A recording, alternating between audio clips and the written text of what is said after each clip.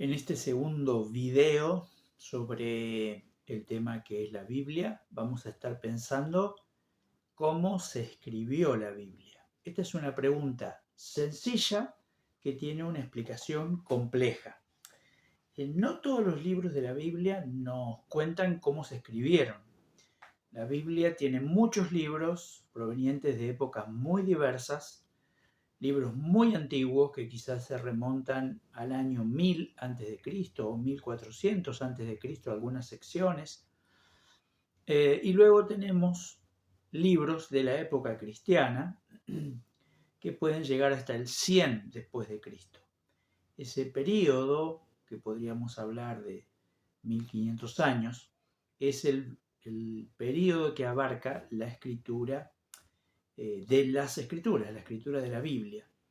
De manera que es fácil darse cuenta que no hubo un solo proceso ni un solo mecanismo por el cual la Biblia fue escrita. Como la Biblia fue escrita por diversos autores en diversas épocas y en diversos contextos y circunstancias históricas, sociales, culturales, no podemos decir que hubo una sola manera de escribir los textos bíblicos. Y es interesante notar que hay libros de la Biblia que sí nos dan una orientación, una pauta de cómo se escribieron. Y esos libros que nos dan una pauta de cómo se escribieron nos pueden orientar para pensar cómo se escribieron los demás libros. Por lo menos nos pueden dar orientaciones para pensar la escritura de otros libros. Y en este sentido quiero tomar como ejemplo para este video algo que dice el Evangelio de Lucas al inicio, contándonos Lucas cómo decidió escribir el Evangelio y cómo lo hizo, cómo hizo el trabajo. Y luego nos vamos a ir al Antiguo Testamento y vamos a ver un ejemplo distinto en el libro de Jeremías. Luego podemos sacar algunas conclusiones para la escritura del resto de los libros de la Biblia. Quiero leerles brevemente el prólogo del Evangelio de Lucas, que dice lo siguiente. Por cuanto muchos han tratado de compilar una historia de las cosas que entre nosotros son muy ciertas, tal como nos la han transmitido lo que desde el principio fueron testigos oculares y ministros de la palabra, también a mí me ha parecido conveniente, después de haberlo investigado todo con diligencia desde el principio, escribírtelas ordenadamente, excelentísimo Teófilo, para que sepas la verdad precisa acerca de las cosas que te han sido enseñadas.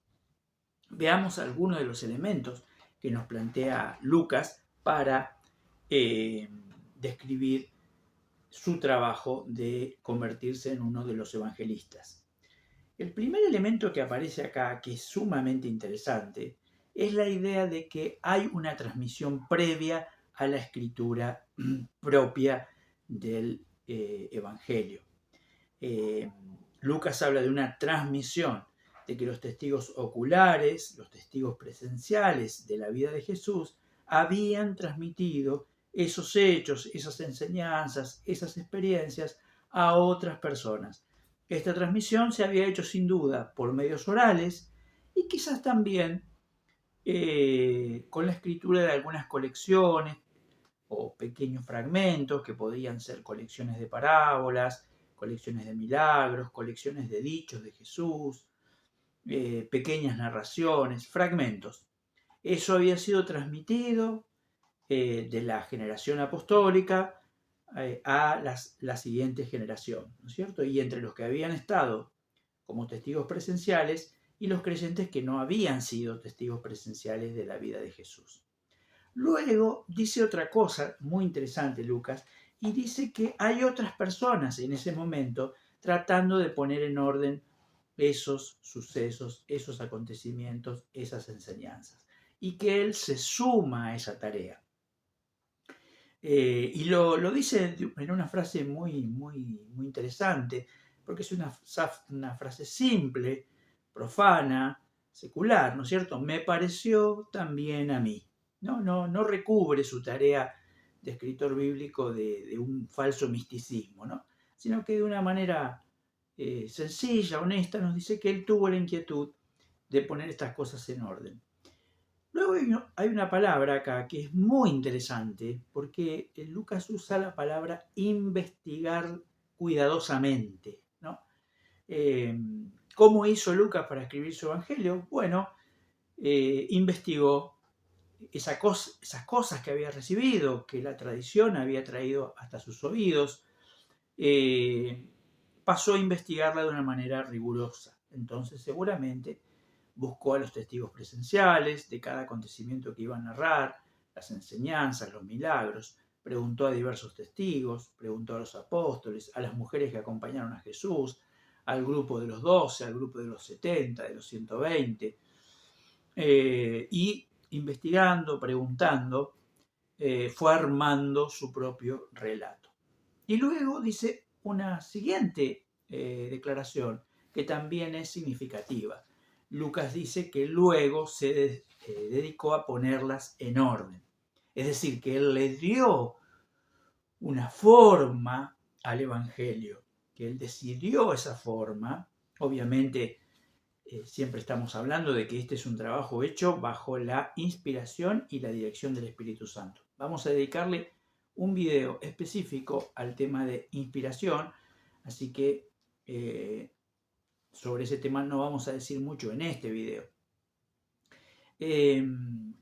Pero sí damos por sentado que entendemos que toda esta tarea es una tarea dirigida por el Espíritu Santo. Ahora notemos que aquí no aparece ninguna forma directa de dictado, no es que Dios le dictó el Evangelio a Lucas. La inspiración no implica un dictado, la inspiración divina, ¿no?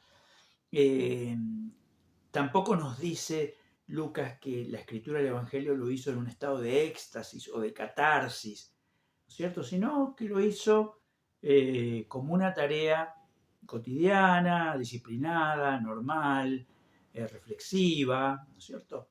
Que lo llevó a esa obra final. El otro ejemplo que les quiero poner de cómo se escribió la Biblia es el libro de Jeremías. No vamos a leer el capítulo que habla de esto, que es el capítulo 36, porque es muy extenso. Pero ese capítulo de Jeremías nos cuenta que luego de 40 años de ministerio de Jeremías como profeta, Dios lo había llamado a predicar a Israel, y luego de 40 años de predicar a Israel una serie de oráculos, muchos de ellos de juicio, otros de esperanza, que lo habían llevado también a vivir una serie de acontecimientos difíciles, complejos, algunos traumáticos, él recibe una palabra de Dios que le ordena escribir todos los mensajes, todos los oráculos, todas las palabras que Dios le había dado en estos 40 años, Ese texto nos indica dos cosas, en principio. Primero, que la palabra no nació como palabra escrita. Jeremías no era, como a veces dicen ciertos comentaristas, un profeta escritor. Era un profeta, y los profetas no eran escritores. Eran básicamente predicadores populares, predicadores de la calle, de las esquinas, del mercado, del atrio del templo.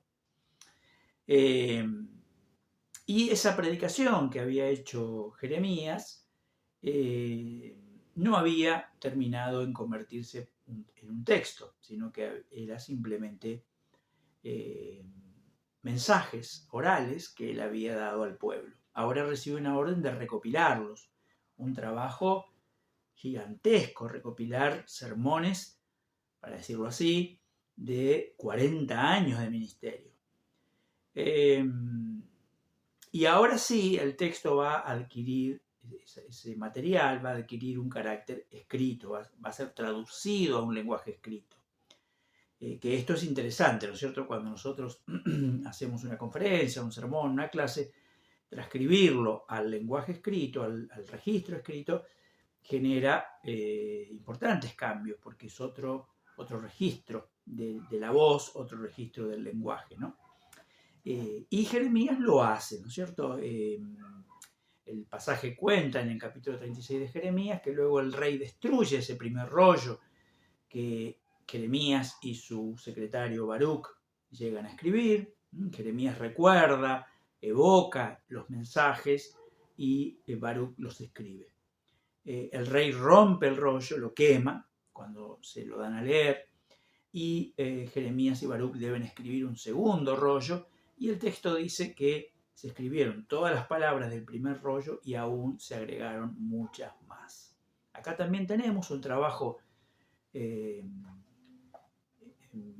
escritura, ¿no es cierto?, que no tiene nada de mágico, de místico, ¿no es cierto? Es el trabajo de dos hombres esforzados, disciplinados, que se sentaron seguramente horas y horas a tratar de reconstruir ese texto, esos textos y convertirlos, esos textos orales y convertirlos en textos escritos.